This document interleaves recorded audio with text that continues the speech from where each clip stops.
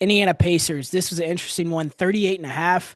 I'm excited to see Nembhard and TJ in a bigger role. I think as the season wears on, though, they will miss Miles Turner more and more and more because after that Tyrese injury, they lost not just one starter, but they lost two in the offseason. So I'm taking under. You make a good point about losing Tyrese and losing Miles Turner as well. I just think this is flat out disrespectful to the team that made the NBA Finals. I don't. And this is this giving a little bit too much sympathy to the Boston Celtics, who got embarrassed in the second round of the playoffs because the Pacers lost two guys, the Celtics lost three players, yet somehow they are projected to win more games than the Pacers. They were at 40 and a half, if I'm not mistaken, and the Pacers are at 38 and a half. The Pacers are quite easily a better roster top to bottom.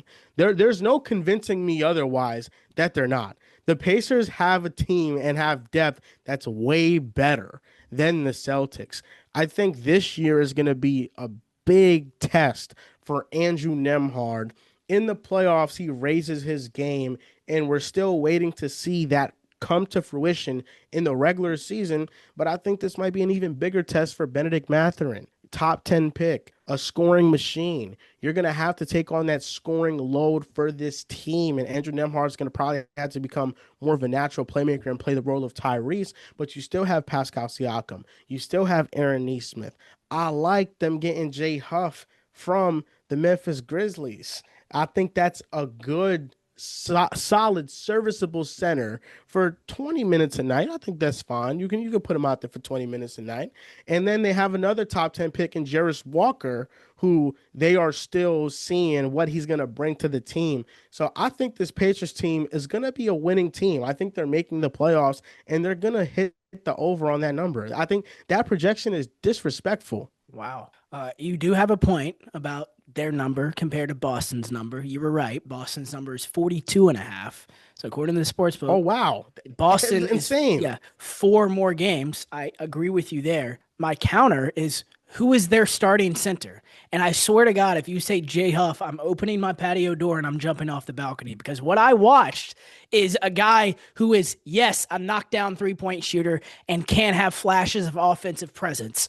But the defensive presence is the problem and why Miles Turner was such a unicorn for this system because not only could he knock down the shot, but he could defend on the other end next to Pascal Siakam. Jay Huff, I have very deep questions about it, as far as that. They have Isaiah Jackson that they're getting back. Okay. I think that can be their center that plays 20 to 25 minutes. To me, that's comparable to the Chris Boucher, Luka Garza center that Boston is starting. I'm not saying the numbers should be comparable. You're right. As far as top to bottom roster, Indiana has an overall better roster.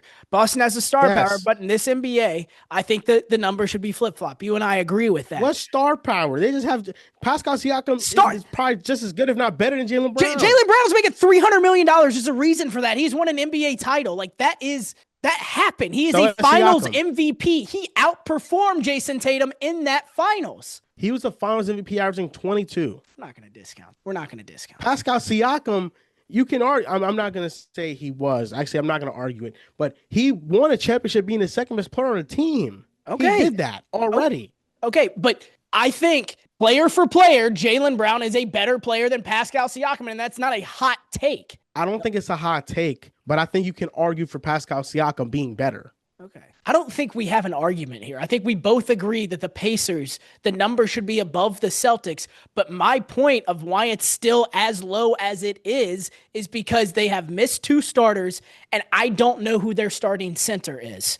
People are looking at this Pacers team and optimistic because, it's Tyrese got hurt, but Nembhard and TJ McConnell, they have depth at that position, but that's not all that they lost. This Miles Turner thing is going to play a much bigger role than people are talking about next season. Listen, I agree with you. I think Miles Turner's loss is going to hurt, but Isaiah Jackson coming off that Achilles injury, it's questionable how good he's going to be, but when he played, he was not he is not Nimius Queta. He is not Luca Garza.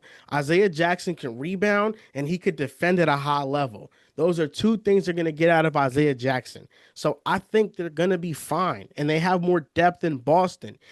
This is not a gap in star power. They have Siakam, they have Jaylen Brown. Then Derek White, I think, is better than any second that the Pacers have. But then you go down a list of 3, 4, 5, 6, 7, 8. It's all Pacers players. Yes, that's why I'm not arguing here. What I am arguing, yes, I agree with you that the Pacers will probably have a better season than the Celtics.